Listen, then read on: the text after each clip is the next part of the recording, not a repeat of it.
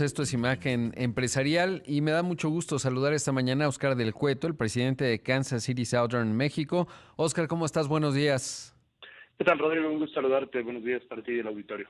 Bueno, primero, lo importante, pues ya parece que se va avanzando la fusión con Canadian Pacific Railway. Primero saber cómo está esa parte en México y sobre todo qué significa para nuestro país, sobre todo porque con esto, pues ya ferroviariamente hablando, se conecta toda la región Temec desde México hasta Canadá. Sí, como bien apunta Rodrigo, ayer afortunadamente el STB de los Estados Unidos, que es el Surface Transportation Board, aceptó ya pues lo que fue nuestra solicitud de revisión de todo el proceso, que era uno de los pasos, digamos, a complementar para poder hacer la fusión. Está programada ahora la junta de los accionistas para el día 8 en el Canadian Pacific, para el día 10 en Kansas. Y aquí en México estamos en espera de que precisamente mañana COFECE haga la revisión de la fusión y se dé finalmente la aprobación por parte de COFECE. Ese sería, digamos, el último paso aquí en México. Ya se recibió la aprobación del IFT, que también estaba involucrado en el proceso, y también, bueno, pues en el STB ya se dieron las dos aprobaciones, tanto la del fideicomiso con derecho a voto y ayer, bueno, la aceptación de esta solicitud de fusión. Así que va caminando bien. ¿Qué viene para México? Y efectivamente, como bien apuntados, ahora sí va a ser el ferrocarril de Norteamérica, esta combinación entre Kansas y el Canadian Pacific. Pues es una oportunidad comercial trinacional. Esto va a conectar la región de Norteamérica con una sola línea ferroviaria, sin costuras, de forma segura, con un alcance a mercados que no existían anteriormente y con nuevos destinos logísticos. La red ahora va a tener más de 32,000 kilómetros en esta combinación y bueno, pues va a permitir tener mejores eficiencias, mejor servicio, nuevas opciones competitivas, en fin, vamos a tener mercados en Asia y en Europa y bueno, pues conectar mediante varios puertos, tanto en el Pacífico como en el Atlántico, pues todo lo que sea este movimiento de mercancías. Claro. Ahora, digo, sé que Ontario, por ejemplo, tiene una parte automotriz importante y que hay digamos, un intercambio muy intenso en bienes intermedios. Y en ese contexto, ¿qué tanto abre posibilidades en términos de una mayor integración con Canadá? Sobre todo porque con Estados Unidos, pues obvio, ya más que la tenemos, y Canadá con Estados Unidos, pero de repente no es tan visible México y Canadá.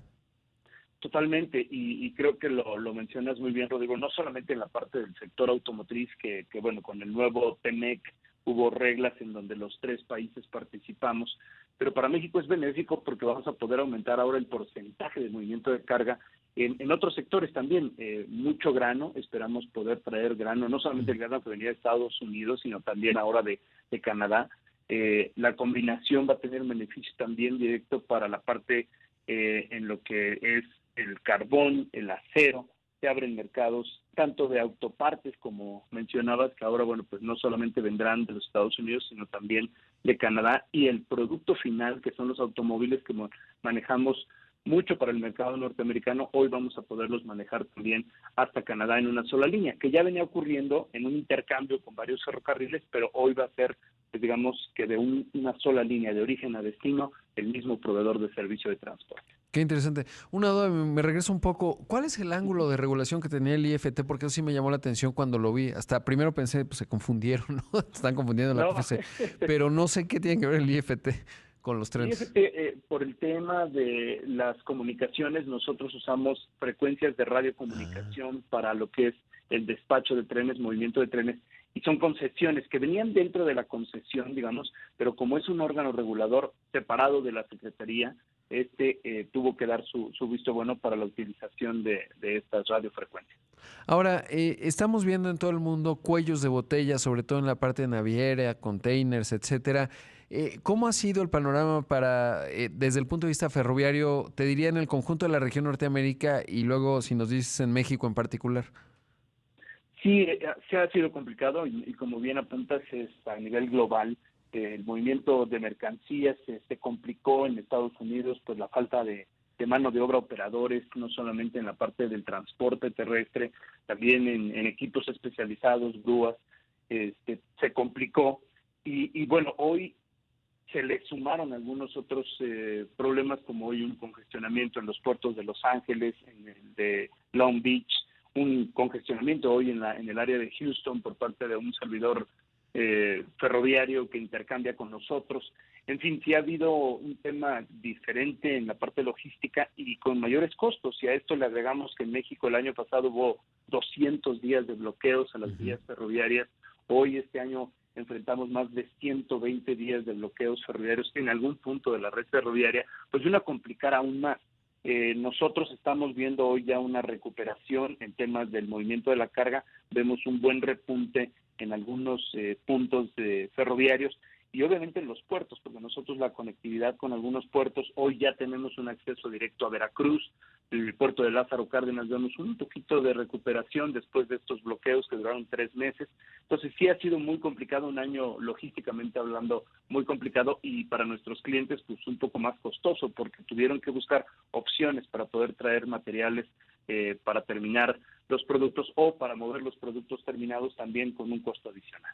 Los bloqueos fueron específicamente en la parte de Michoacán, ¿verdad? ¿O hubo también en otras partes del país? Porque creo que todos nos centramos ahí en Michoacán, pero desconozco si también en otras geografías de Sí, México. el año pasado, Rodrigo, hubo lamentablemente en Chihuahua, en Sonora, este año principalmente fue Chihuahua, aunque hubo unos menores en la zona norte también del país como Chihuahua, pero sí ha habido en diferentes puntos. Efectivamente, este año fue el peor, pues, el que ocurrió en Michoacán, ¿no? Con estos 3 meses de bloqueo.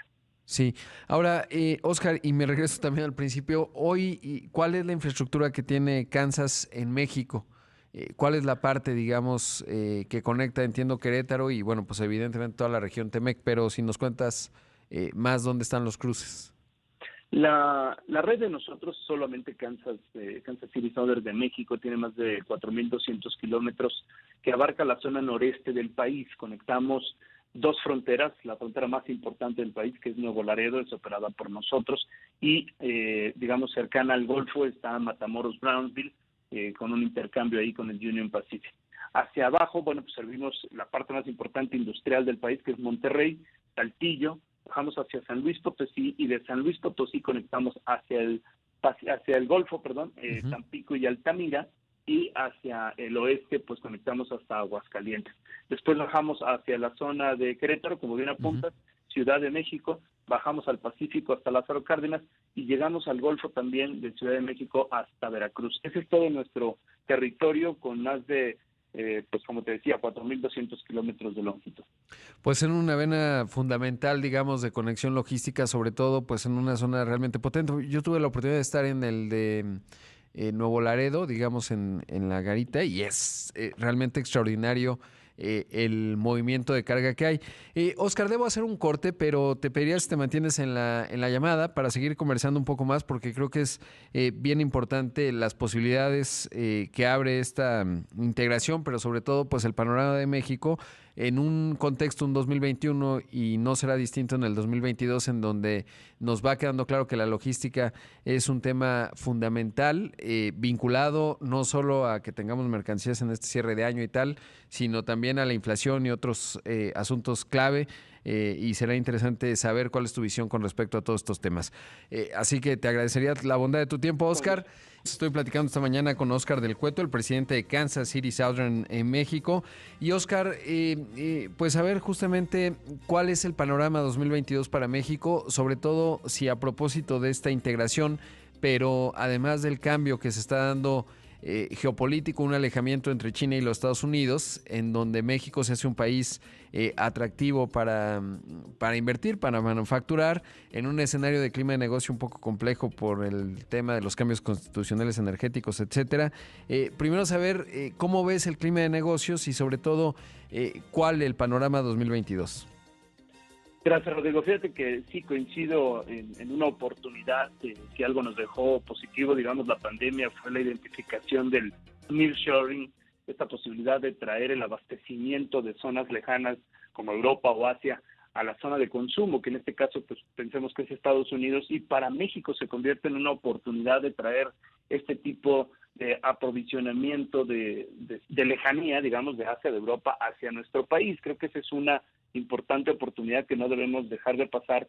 Y lo que ya mencionabas, el tema de este conflicto entre China y los Estados Unidos abre una oportunidad para América del Norte como bloque para consolidarse y crear mayor número de empleos aquí en nuestro país. Creemos que somos una pues plataforma logística más estable. Yo siempre he dicho que el ferrocarril es la columna vertebral en México. Tenemos buenos puertos, tenemos buenas carreteras, podemos hacer las cosas mucho mejor y atraer esa inversión. Coincido contigo en la parte de preocupación en el tema de regulación energética, que bueno, pues hoy trae algunas complicaciones en algunos puntos, y toda esta logística que nosotros estábamos proveyendo el sector ferroviario como el ducto rodante, ¿no? Donde no hay conectividad de ductos, nosotros ofrecíamos este servicio. Hoy hay muchas restricciones y estamos pues muy apegados a lo que está marcando el gobierno federal, pero sí vemos con preocupación este sector. Esperemos también que la parte automotriz se corrija ya para principios del 2022 con el tema de los semiconductores, estos chips, y que vuelva la producción para México y esto nos permita crecer. Yo veo con ojos positivos un año 2022 de crecimiento. Esperemos que la inflación también sea un poco controlada y que, bueno, pues veamos oportunidades no solamente de recuperar los empleos que hoy ya se están viendo recuperados, los que se perdieron durante la pandemia, pero crear un poco más de empleos para 2022 que nos permitan crear esta red, digamos, de proveeduría para América del Norte. ¿Vendrán inversiones en 2022 de Kansas? Sí, sin lugar a dudas, hoy estamos cerrando, teníamos un compromiso este año de $118 millones, hoy ya estamos cercanos a los $150 millones de inversión, es decir, estamos superando con un importante valor lo que se había comprometido. Estamos cerrando muy bien el año y creemos que el año que entra viene también con este mismo nivel de inversión. Vemos un crecimiento importante en la zona de Monterrey, su área metropolitana. Estamos creando satélites, patios satélites que nos permitan atender a los clientes en la zona. San Luis Potosí con un importante crecimiento y obviamente esperemos que la red continúe fluida, como el caso de Michoacán, que no haya más bloqueos, que no haya este tipo de disrupciones. Y Veracruz, con este acceso directo ya, ahora sí vamos a tener un corredor donde vamos a poder competir y que los clientes van a poder tener esta oferta de 2 proveedores de servicio ferroviario en el puerto de Veracruz. Pues fundamental y como dices, pues es la columna vertebral que conecta a toda la región Norteamérica y ahora más con esta fusión. Te agradezco mucho, Oscar. Al contrario, lo digo, un placer siempre platicar contigo y con el auditorio. Buenos días. Un abrazo, buenos días. Ahí escuchamos a Oscar del Cueto, presidente de Kansas City Southern en México, que ahora pues ya va muy avanzado en la fusión con Canadian Pacific Railway y que, como ya nos decía Oscar, pues ya nada más cosa de que la COFESE lo apruebe en la parte de México, obvio, y bueno, pues este importante, digamos, columna vertebral en términos de la conexión logística en la región Canadá, Estados Unidos y México.